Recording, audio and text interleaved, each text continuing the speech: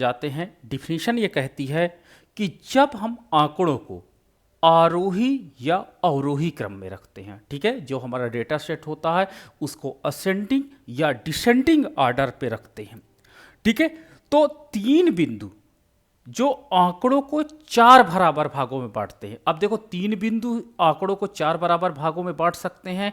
आपके पास प्रथम बिंदु, द्वितीय बिंदु एंड तृतीय बिंदु। देखो, तीन बिंदु हैं जो डेटा सेट को चार पार्ट में डिवाइड कर रहा है, ठीक है। तो ये पार्ट आपका क्या कहलाएगा? फर्स्ट क्वार्टाइल कहलाएगा। ये पार्ट आपका क्या कहलाएगा? सेकंड क्वार्टाइल कहलाएगा।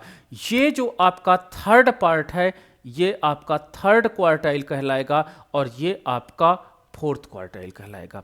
ये जो पॉइंट होता है इस पॉइंट को हम लोग मीडियन कहते हैं, यानी सेकेंड क्वार्टाइल को हम मीडियन के नाम से भी जानते हैं, ठीक है। तो यानी प्रत्येक भाग में आवृत्तियों की संख्या समान होती है। ये पॉइंट इंपॉर्टेंट है। इस सेक्शन में जितनी फ्रीक्वेंसी है उतनी ही फ्रीक्वेंसी आपके इस सेक्शन में रहेगी, उतनी ही फ्रीक्वेंसी इस सेक्शन में रहेगी और उतनी ही फ्रीक्वेंसी इस सेक्शन में रहेगी। यानी जो आवृत्तियों की संख्या है प्रत्येक क्वार्टाइल में वो समान होती है।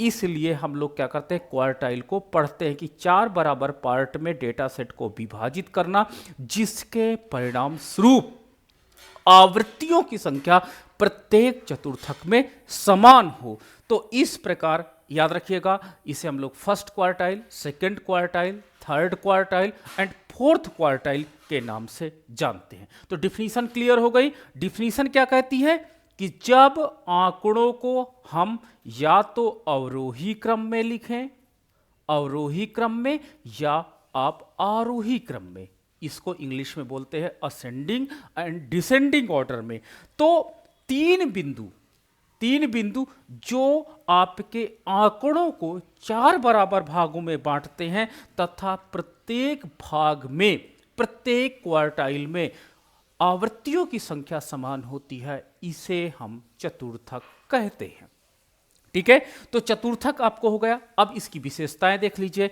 तो पहली चतुर्थक की विशेषता होती है कि जो आपका प्रथम क्वार्टाइल होता है, जिसे हम लोग Q1 बोलते हैं, प्रथम क्वार्टाइल जो होता है वो कुल आवृत्तियों को 1:3 में डिवाइड करता है, ठीक है, 1:3 में डिवाइड करता है, अर्थात उसके पास जो आवृत्तियां होती हैं वो 25% आवृत्तियां उसके पास होती हैं। दूसरी विशेषता, जो आपका द्वितीय क्वार्टाइल होता है वो आपको क्या करता है? 1:1, मैंने क्या बोला? माध्यिका के रूप में डिवाइड कर देता है। 1:1 के रूप में आपके डेटा सेट को विभाजित करता है। और हम लोग क्या कहते हैं कि 1/2 कर दो, 1:2 कर दो। और ये हम देखते हैं कि इसके अंतर्गत जो डेटा होता है वो 50% होता है, यानी 50% आवृत्तियां एक तरफ होती हैं और 50% आवृत्तियां दूसरी तरफ होती है, ठीक है। तो क्वार्टाइल 2 जो होता है इसी को हम लोग माध्यिका कहते हैं। मैं बार बार बोल रहा हूं, आप माध्यिका बोलिए या कहिए चतुर्थक द्वितीय है, ठीक है। तीसरा आपके पास जो होता है अपर क्वार्टाइल, ये इसको हम लोअर क्वार्टाइल के नाम से जानते हैं, लोअर क्वार्टाइल है, ये आपका मीडियम क्वार्टाइल है। और आपके पास थर्ड जो क्वार्टाइल होता है Q3, ये आपका क्या करता है? पूरे डेटा सेट को क्या करता है? 3:1 रेशियो में बांट देता है, ठीक है। और ये आपका 3:1 रेशियो में विभाजित कर देता है, अर्थात 75% डेटा इसके अंतर्गत रहते हैं, क्वार्टाइल 3 के अंतर्गत रहते हैं। और यहां पर क्या होता है? जो आपका डेटा सेट होता है तो 3 पॉइंट से हमको पूरा डेटा सेट 4 पार्ट में डिवाइड हो जाता है, इसीलिए हम इसको क्वार्टाइल के नाम से जानते हैं। अब देखिए फार्मूला क्या होगा। फार्मूला पहला मैं बात करने जा रहा हूं, ये सूत्र की बात करने जा रहा हूं। तो सूत्र में पहला पॉइंट आता है कि अगर आपका डेटा सेट साधारण श्रेणी का है, अगर आपका डेटा सेट साधारण श्रेणी का है, जैसे जिसे कहते हैं इंडिविजुअल सीरीज का है डेटा, इंडिविजुअल सीरीज का डेटा सेट है, तो सम के लिए आप क्या कहोगे? सम के लिए जो फार्मूला बनेगा वो Q1 इक्वल टू, आपके पास Q1 इक्वल टू N/4 बन जाएगा, ठीक है, ये सम के लिए फार्मूला बन जाता है। वहीं आपका जो अगर डेटा सेट विषम है तो विषम के लिए फार्मूला बन जाएगा Q1 equal to n plus 1/4। ये आपका फार्मूला हो जाएगा। तो ये साधारण श्रेणी का फार्मूला है। दूसरा मैं आपके साथ डिस्कस करने जा रहा हूं विच्छिन्न श्रेणी का फार्मूला।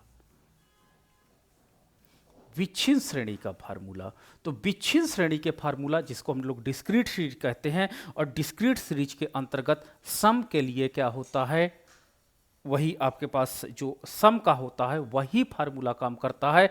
तो अब ये क्वार्टाइल 1 का है, क्वार्टाइल 2 के अंतर्गत, एक मिनट, सारे वैसे ये डेटा सेट जो फार्मूला होता है तीनों के साथ काम करता है। ये क्वार्टाइल 1 का है, क्वार्टाइल 2 के अंतर्गत Q2 होता है, और 2 यहाँ लगा दोगे और इसको एज इट इज लिख लोगे, n/4 को एज इट इज लिख लोगे।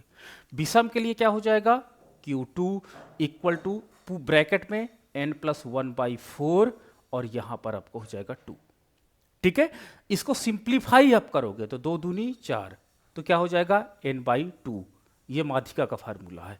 यहाँ पर सिंप्लीफाई करोगे 2 2 जा 4, तो n प्लस 1/2, तो देखो ये माध्यिका का है। इसीलिए मैं आपको बार बार बोल रहा हूँ कि जो क्वार्टाइल 2 होता है वो माध्यिका भी क्वार्टाइल 2 को ही रिप्रेजेंट करती है। उसी प्रकार आपके पास जो क्वार्टाइल 3 होता है, क्वार्टाइल 3 में इसी में आपको 3 लगा देना होगा। देखो 1 में 1 लिखा रह जाता, 2 में 2 लगेगा और 3 में 3 लिख जाएगा, n/2 हो जाएगा। और इसी प्रकार आपके पास विषम के लिए क्वार्टाइल 3 इक्वल टू यहाँ पर 3 लग जाएगा और n प्लस 1/4 हो जाएगा। बस ये 3 फार्मूले हैं, यही आपके साधारण श्रेणी में काम करेंगे, यही आपके विच्छिन्न श्रेणी के अंतर्गत काम करेंगे, और यही आपके पास यानी साधारण श्रेणी में, विच्छिन्न श्रेणी में और अविच्छिन्न श्रेणी में, तीनों में यही फार्मूला काम करेंगे। ठीक है, तो क्वार्टाइल 3 का मैंने सीख लिया, और इन क्वार्टाइल्स आपके पास क्वार्टाइल 1, क्वार्टाइल 2, क्वार्टाइल 3 तीनों के मैंने फार्मूले यहाँ पर सीख लिए। केवल आपके पास n/4, क्योंकि क्वार्टाइल है इसलिए /4 करना होता है। देखो सब में देखो /4 करना होता है, /4 बताता है कि we are calculating the quartile. ठीक है, तो ये आपके पास है फार्मूला। चलिए अब मैं साधारण श्रेणी से आपके साथ कुछ प्रश्न सॉल्व करूंगा, उनको केयरफुली आपको देखना होगा। तो पहले मैं एक साधारण श्रेणी का प्रश्न लेता हूं, साधारण श्रेणी का एक प्रश्न लेता हूं और उसके चारों क्वार्टाइल आपके साथ निकाल करके डिस्कस करता हूं कि चारों क्वार्टाइल हम कैसे कैलकुलेट करेंगे। तो चलिए, एक क्लास में कुछ स्टूडेंट ने नंबर पाए हैं, वो नंबर हैं, एक ने 7 नंबर पाया है, दूसरे ने 32 नंबर पाया है, तीसरे ने 39 नंबर पाया है, अगले स्टूडेंट ने 20 नंबर पाया है, फिर एक स्टूडेंट ने 15 नंबर पाया है, फिर एक स्टूडेंट ने 45 नंबर पाया है, फिर एक स्टूडेंट ने 35 नंबर पाया है, फिर एक स्टूडेंट ने 12 नंबर पाया है, फिर एक 8 पाया है, एक आपका 22 पाया है, एक आपका 25 पाया है, एक आपका 2 नंबर पाया है, एक 26 नंबर पाया है, एक आपका 28 नंबर पाया है, एक आपका 42 नंबर पाया है। ठीक है, तो ये एक क्लास में नंबर हैं जो स्टूडेंट्स को मिले हैं। इसमें मुझे क्वार्टाइल 1 का मान निकालना है, क्या होगा, क्वार्टाइल 2 का मान क्या होगा, यानी माध्यिका का मान क्या होगा, ठीक है, एंड क्वार्टाइल 3 का मान क्या होगा। तो ये तीनों मान मुझे कैलकुलेट करने हैं। अब मुझे क्या करना होगा, सबसे पहले जो आपका डेटा सेट दिया जाता है उस डेटा सेट को असेंडिंग या डिसेंडिंग ऑर्डर में रखना होगा। तो चलिए इसको असेंडिंग या डिसेंडिंग ऑर्डर में रखते हैं। ठीक है, तो असेंडिंग ऑर्डर में मैं रखने जा रहा हूं। तो असेंडिंग ऑर्डर में रखने के लिए हम लोग क्या करते हैं, सबसे छोटा नंबर आपका 2 है, तो मैंने 2 लिख लिया। ठीक है, 2 को काट दो तुरंत। फिर अगला नंबर आपका सबसे छोटा है 7 है, तो 7 को लिख लो, काट दो। फिर अगला नंबर आपका क्या है 8 है, तो 8 को काटो और यहाँ पे नोट कर लो। अगर आप काटोगे नहीं पता है तो आप कंफ्यूज हो जाओगे। फिर आपके पास छोटा नंबर आपका है 12 है, तो 12 को मैंने नोट कर लिया। फिर मेरे पास नंबर है 15 है उससे छोटा, तो 15 को मैंने नोट कर लिया। फिर मेरे पास उससे छोटा 20 नंबर है, तो मैंने 20 को नोट कर लिया। फिर उससे छोटा मेरा नंबर है 22 नंबर है, तो 22 को मैंने नोट कर लिया। फिर उससे छोटा नंबर 25 है, तो मैंने 25 को नोट कर लिया। फिर उससे छोटा नंबर मुझे 26 मिला, मैंने 26 को नोट कर लिया। फिर उससे छोटा नंबर मुझे क्या मिला, 28 मिला, 28 को मैंने नोट कर लिया। फिर मैंने क्या किया, 32 है, 32 को मैंने नोट कर लिया। फिर मैंने क्या किया, 32 के बाद आपका 35 है, 35 को मैंने नोट कर लिया। फिर मैंने क्या किया, 39 को नोट कर लिया। फिर मैंने क्या किया, 42 को नोट कर लिया, ठीक है। और फिर मैंने 45 को नोट कर लिया, लास्ट नंबर है 45 को। तो ये देखिए मेरे असेंडिंग ऑर्डर में सारे नंबर लग गए। तो सबसे पहला स्टेप नंबर 1 आपका क्या होगा कि डेटा को रीअरेंज करना, चाहे इंक्रीजिंग ऑर्डर में चाहे डिक्रीजिंग ऑर्डर में, चाहे आई पे जाइए चाहे डी पर जाइए, ठीक है। अब हम देखिए काउंट करिए कितने नंबर है, 1 2 3 4 5 6 7 8 9 10 11 12 13 14 15, यानी आपके नंबर क्या हैं, आपके नंबर विषम है। तो मैं विषम का फार्मूला लगाऊंगा, तो क्वार्टाइल 1 का विषम का नंबर होता है 15 प्लस 1/4, ये क्वार्टाइल 1 का फार्मूला है, ठीक है। क्वार्टाइल 2 का फार्मूला है क्यूटी इक्वल टू 15 प्लस 1/4 और इसके ब्रैकेट में आपका 2 लग जाता है, याद हो तो अभी मैंने आपके साथ डिस्कस भी किया था, ये 2 लग जाता है। फिर क्वार्टाइल 3 का 3 लग जाएगा और ब्रैकेट में 15 प्लस 1/4 हो जाएगा, ठीक है। 3 ही क्वार्टाइल होते हैं, मैं तीनों एक साथ निकाल दे रहा हूं ताकि आपको कोई कंफ्यूजन ना रहे। चलो आपके पास क्या हो जाएगा, ये TH है, इतना नंबर आना चाहिए, ठीक है। तो चलो कैलकुलेट करते हैं। पहला 15 1 16/4, तो 4 चौक 16, तो फोर्थ नंबर क्या है, 1 2 3 4 12 है फोर्थ नंबर। तो ये क्वार्टाइल 1 है, क्वार्टाइल 1 का आंसर है 12। ये 12 जो है क्वार्टाइल 1 का आंसर है। इसी प्रकार क्वार्टाइल 2, तो क्वार्टाइल 2 में क्या हो जाएगा, ये हो जाएगा 2 गुणे, ये फोर्थ है तो 4 दूनी 8 हो जाएगा। तो आपके पास रुको 2 दूनी आपके पास 8 हो जाएगा। तो 8वां 8th नंबर, 8वां नंबर कौन सा है, तो 8वां नंबर, ये 4 तो हो गया, 5 6 7 8, ये 8वां है, यानी 25, ये क्वार्टाइल 2 का मान है, ठीक है। और इसी को हम मीडियन भी कहते हैं। अगर मैं आपसे कह देता कि इस डेटा सेट का मीडियन निकालिए, तो मीडियन भी यही आंसर आता। तो क्वार्टाइल 2 जो होता है वो मीडियन को रिप्रेजेंट करता है, तो मैंने यहाँ पे मीडियन का मान रख दिया। क्वार्टाइल 3, तो क्वार्टाइल 3 में यही जो 4 है, क्योंकि पहला मैंने कैलकुलेट कर लिया है, तो 3 गुणे 4 कर दूंगा, तो 4 ते ही 12, 12 आ जाएगा। तो चलो 12 से काउंट करो कहाँ पर है, तो 8 9 10 11 12 13, तो ये आपका 12 35 हो जाएगा। तो 35 आपके क्वार्टाइल 3 का मान है, ठीक है। तो क्वार्टाइल 3 का मान है। तो ये 3 मान मैंने आपके साथ साधारण श्रेणी के अंतर्गत कैलकुलेट कर दिए। क्वार्टाइल 1 का मान 12 है, क्वार्टाइल 2 का मान 25 है, क्वार्टाइल 3 का मान 35 है। तो ये तीनों मान आपको कैलकुलेट होकर के आपके सामने आ गए हैं, यही तीनों क्वार्टाइल का मान है। अब आपके पास एग्जाम में आता है क्वार्टाइल कोएफिशिएंट निकालना, क्वार्टाइल कोएफिशिएंट निकालना भी एग्जाम में आता है। ये थोड़ा सा आपको परेशान करने वाली चीज़ें होती हैं। तो क्वार्टाइल जो कोएफिशिएंट निकाला जाता है उसका फार्मूला आपको आना बहुत इंपॉर्टेंट है। तो क्वार्टाइल कोएफिशिएंट निकालने के लिए अभी तो मैं आपके साथ नॉर्मल क्वार्टाइल ही कैलकुलेट कर देता हूँ। क्वार्टाइल कोएफिशिएंट में Q3 minus Q1 upon Q3 plus Q1 होता है, ठीक है। ये पॉइंट याद रखना, क्या होता है, Q3 minus Q1 upon Q3 plus Q1, ये फार्मूला होता है। यानी क्वार्टाइल कोएफिशिएंट निकालने के लिए कभी भी Q2 की ज़रूरत नहीं होती है, यानी ये जो आपके पास वैल्यू है इस वैल्यू की ज़रूरत नहीं होती है। तो क्वार्टाइल निकालने में सदैव Q1 की रोल ज़्यादा इंपॉर्टेंट होता है एंड Q3 का रोल ज़्यादा इंपॉर्टेंट होता है। तो इस आधार पर आप क्वार्टाइल कोफिशिएंट की भी गणना कर सकते हो। तो Q3 का मान कितना है 35 यहाँ पे रखूँगा मैं, और यहाँ पर 12 रखूँगा तो 35 माइनस 12 आ जाएगा और नीचे 35 प्लस 12 आ जाएगा। इसको सॉल्व कर लेंगे तो क्वार्टाइल कोफिशिएंट का मान आपको निकल करके आ जाएगा। ठीक है, तो इसलिए आप देखिएगा कहीं पर भी क्वार्टाइल की बात करते हैं तो कैलकुलेट द क्वार्टाइल कोफिशिएंट, तो केवल आपको Q1 की वैल्यू निकाल देना है एंड Q3 की वैल्यू निकाल देना है और इनको वैल्यूज को पुट कर देना, तो आपको क्वार्टाइल कोफिशिएंट की वैल्यू कैलकुलेट हो जाएगी। तो मैंने आपके साथ साधारण श्रेणी के अंतर्गत काम किया और इस तरह आप क्वार्टाइल की वैल्यू को कैलकुलेट कर सकते हो। मैं बताऊं कि तीनों क्वार्टाइल निकालने का तरीका आपको बताया, लेकिन 1 क्वार्टाइल और 3 क्वार्टाइल ही सबसे ज़्यादा प्रयोग में आती हैं और एग्जाम में प्रश्न भी यहीं से सबसे ज्यादा बनते हैं। चलिए एक क्वेश्चन और आपके साथ डिस्कस कर लेते हैं।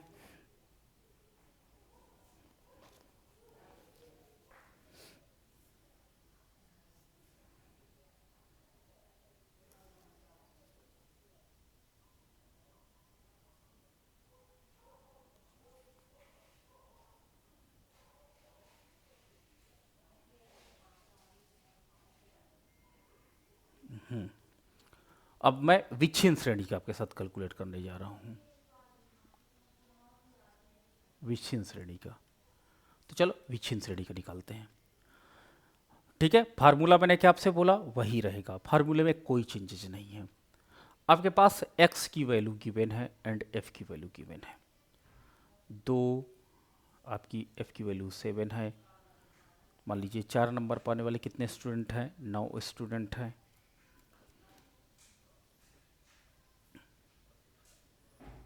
7 नंबर पाने वाले कितने स्टूडेंट हैं, 25 स्टूडेंट हैं। 9 नंबर पाने वाले कितने स्टूडेंट हैं, 22 स्टूडेंट हैं। 16 नंबर पाने वाले कितने स्टूडेंट हैं, तो 16 नंबर पाने वाले 18 स्टूडेंट हैं। आपके पास 18 नंबर पाने वाले कितने स्टूडेंट हैं, 11 स्टूडेंट हैं। आपका 24 नंबर पाने वाले कितने स्टूडेंट हैं, 8 स्टूडेंट हैं। ठीक है, तो चलो अब हम इसको कैलकुलेट करते हैं। तो सबसे पहले आप कुमुलेटिव फ्रीक्वेंसी निकाल लीजिएगा। कुमुलेटिव फ्रीक्वेंसी मैंने माध्यिका में निकालना सिखाया था, कल भी मैंने आपको सिखाया था। तो 7 में 9 जोड़ोगे आपके पास क्या हो जाएगा 16। 16 में आप 25 जोड़ोगे तो हो जाएगा 41। 41 में 22 जोड़ोगे तो हो जाएगा 63। 63 में आप 18 जोड़ोगे तो हो जाएगा 81। 81 में 11 जोड़ोगे तो हो जाएगा 92। 92 में आप 8 जोड़ोगे तो हो जाएगा 100। इसको ऐड करोगे तो आपका आएगा 100, यानी आप सम आया, आपको कितना आया, सम आया। ठीक है, अब इस सम को क्या करने हैं हमको, क्वार्टाइल कोफिशिएंट भी मैं निकालना चाहता हूं। ठीक है, तो क्वार्टाइल Q1 आप निकालना चाहते हो तो सम का फार्मूला लगेगा। सम का फार्मूला साधा होता है, सम का फार्मूला n/4 होता है क्वार्टाइल 1 के लिए। क्वार्टाइल 2 के लिए क्या होता है, क्वार्टाइल 2 के लिए 2 यहाँ लग जाता है, n/4 हो जाता है। क्वार्टाइल 3 के लिए क्या फार्मूला होता है, यहाँ 3 लग जाता है, n/4 हो जाता है, यानी ऊपर वाला n/4 2 और 3 के साथ मल्टीप्लिकेशन होता है, आ जाता है। चलो वैल्यू पुट कर देते हैं, तो वैल्यू पुट करते हैं तो 100/4 हो जाता है। तो 100/4 यहाँ पर क्या हो जाएगा, 2 गुणे 100/4 हो जाएगा, यहाँ पर 3 गुणे 100/4 हो जाएगा। अब हम इसको कैलकुलेट करते हैं, तो जब हम इसको कैलकुलेट करते हैं तो क्या आ जाता है आपका 25 आ जाता है। ये क्या आ जाता है 50 आ जाता है। ये क्या आ जाता है 75 आ जाता है। ठीक है, सिंपल है आपका 25 ये। अब चलिए, अब इन पदों को आपको ढूंढना है। ठीक है, पदों को इनको ढूंढना है, तो 25वां पद कौन सा होगा, कहाँ पर होगा, तो 25वां पद, 50वां पद और 75वां पद, ये पद ढूंढने हैं। तो यहाँ पे लिख देंगे, तो 25 7 पे तो आएगा नहीं। कुमुलेटिव फ्रीक्वेंसी भी याद रखना, आपको सर्च करना होगा ऑलवेज। तो कुमुलेटिव 7 के पास तो होगा नहीं 25, 16 के पास भी 25 नहीं होगा। यस, आपके पास 41 के पास 25 होगा, तो 41 को आप अंडरलाइन कर लोगे, उसके सामने जाओगे। फ्रीक्वेंसी में आपको नहीं ढूंढना, आपको x में ढूंढना वैल्यू। तो x की वैल्यू क्या है 7, तो क्वार्टाइल 1 की वैल्यू क्या होगी 7 होगी। ये क्वार्टाइल 1 की वैल्यू 7 है। इसी तरह क्वार्टाइल 2 की वैल्यू कितनी होगी 50वां, तो 50वां 41 में तो होगा नहीं, 63 के पास होगा 50वां, तो 63 के पास 50वां होगा। 22 पे आपको नहीं रुकना है बल्कि 9, तो 9 जो होगा वो क्वार्टाइल 2 की वैल्यू है, यही माध्यिका की वैल्यू भी है। इसी प्रकार अब 75वां, तो 75वां किसके पास होगा 81 के पास होगा। और यहां पर x की वैल्यू क्या है, x की वैल्यू आपकी 16 है। तो ये आपके क्वार्टाइल 1 की वैल्यू है, ये क्वार्टाइल 2 की वैल्यू है, और ये क्वार्टाइल 3 की वैल्यू है। तीनों क्वार्टाइल की वैल्यू मैंने आपके साथ कैलकुलेट कर दिया है। अब हमको क्या करना है कि अब मुझे क्वार्टाइल कोएफिशिएंट निकालना है। तो क्वार्टाइल कोएफिशिएंट निकालना है, कोएफिशिएंट ऑफ क्वार्टाइल निकालना है। तो मैंने आपको फार्मूला बताया था Q3 minus Q1 upon Q3 plus Q1। तो Q3 का मान कितना है 16, 16 माइनस 7 बटे 16 प्लस 7। सॉल्व कर लो, सॉल्व करने के बाद 9 बटे आपके पास हो जाएगा 23। इसको सॉल्व कर लोगे क्वार्टाइल कोएफिशिएंट का मान निकल आएगा। तो इस तरह हम क्वार्टाइल कोएफिशिएंट का मान विच्छिन्न श्रेणी के अंतर्गत कैलकुलेट करते हैं। ठीक है, मुझे लगता है सभी को समझ में आ गया होगा। चलिए अब हम लोग क्या करते हैं, अब हम चलते हैं अविच्छिन्न श्रेणी के अंतर्गत क्वार्टाइल कोएफिशिएंट की गणना करना। अविच्छिन्न श्रेणी के अंतर्गत कैसे क्वार्टाइल कोएफिशिएंट को कैलकुलेट किया जाता है, इस पर हम बात करना चाहते हैं। तो अविच्छिन्न श्रेणी के अंतर्गत देखते हैं,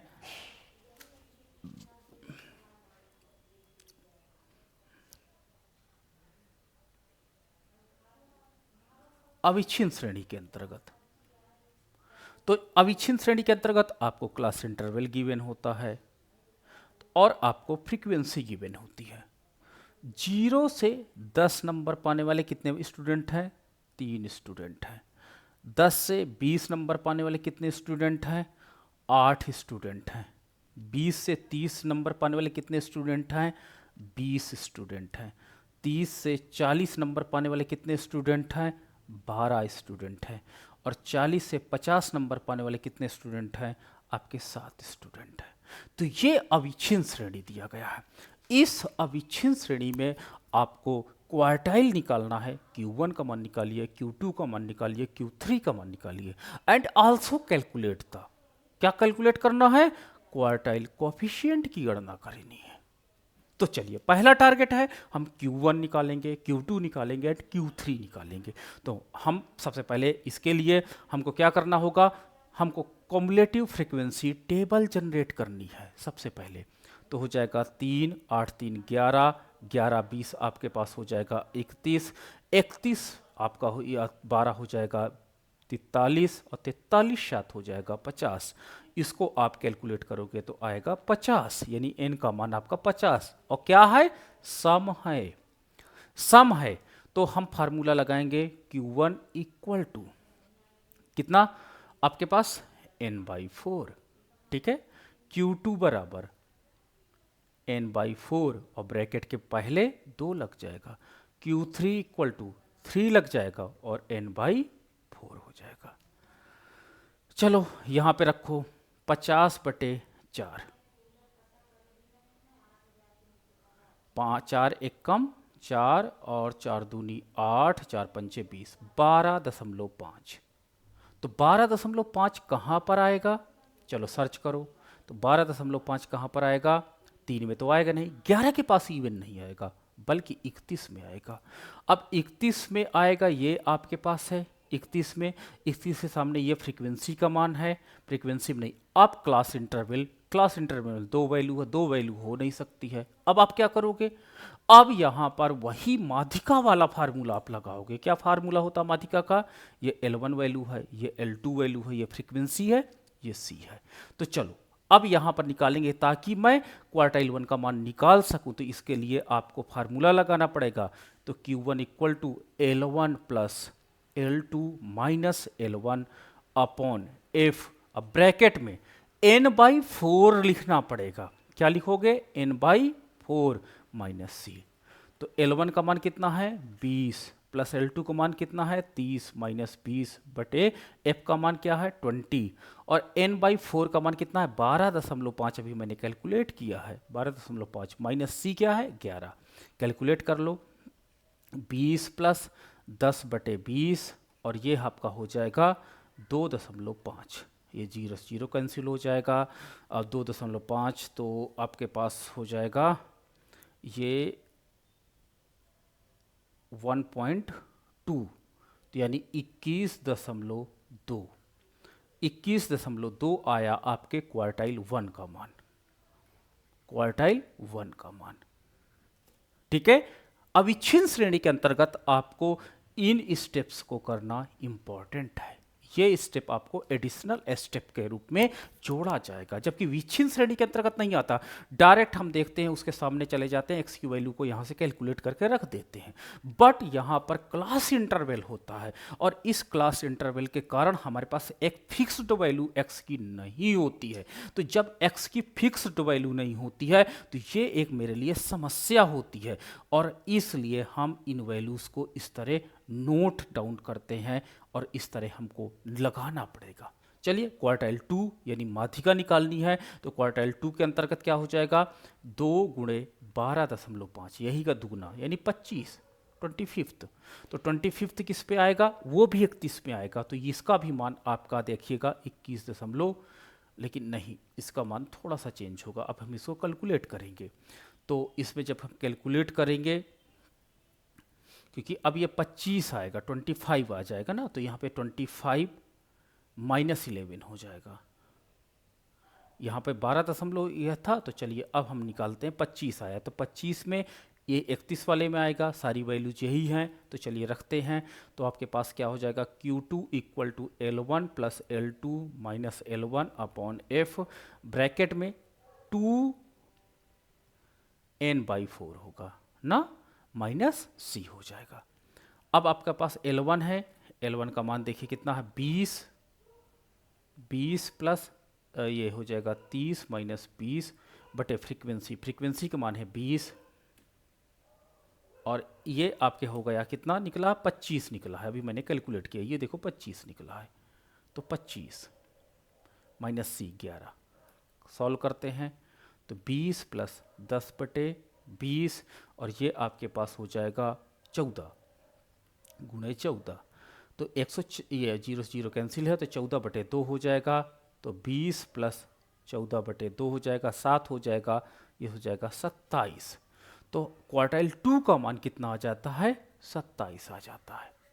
अब क्वार्टाइल 3 का मान निकालते हैं तो क्वार्टाइल 3 में ये तो 3 गुणे 12.5 हो जाएगा तो आपका क्या हो जाएगा 3 × 5 = 15 और 3 दूनी 6 1 7 और 3 × 1 3 तो 37.5 आया 37.5 43 में होगा ये आपके पास होगा। इसके सामने क्या है ये फ्रीक्वेंसी है और ये आपकी लोअर लिमिट है ये आपकी अपर लिमिट है वही फार्मूला फिर से लगेगा quartile 3 equal to L1 plus L2 minus L1 upon F bracket में 3n/4 माइनस C तो L1 आपके पास कितना है L1 का मान है आपका देखिए 30 तो L1 का मान है आपका 30 प्लस 40 माइनस 30 बटे F का मान कितना है 12 देखो तो 12 हो जाएगा 12 है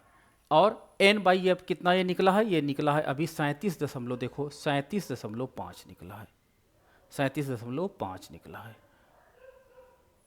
37.5 माइनस C क्या है तो C इसके ऊपर का नंबर होता तो यहाँ पर 31C हो जाएगा 31 30 प्लस ये कितना हो जाएगा 10/12 गुणे यहाँ पर माइनस कर लेते हैं तो यह आपके पास हो जाएगा 6.5 तो आपके पास यहाँ पर 2 पंचे 10 और 2 छंग 12 तो हो जाएगा 30 प्लस 5/6 गुणे 6.5 तो हो जाएगा 30 प्लस 5 × 5 = 25 5 × 6 = 30 31 32 बटे 6 6 दूनी 12 36 28 24 6 पंचे 30 6 पंचे 30 और आपके पास 2 5 आता है, तो 6 चौको 24, 5.4 यानी आपका हो जाएगा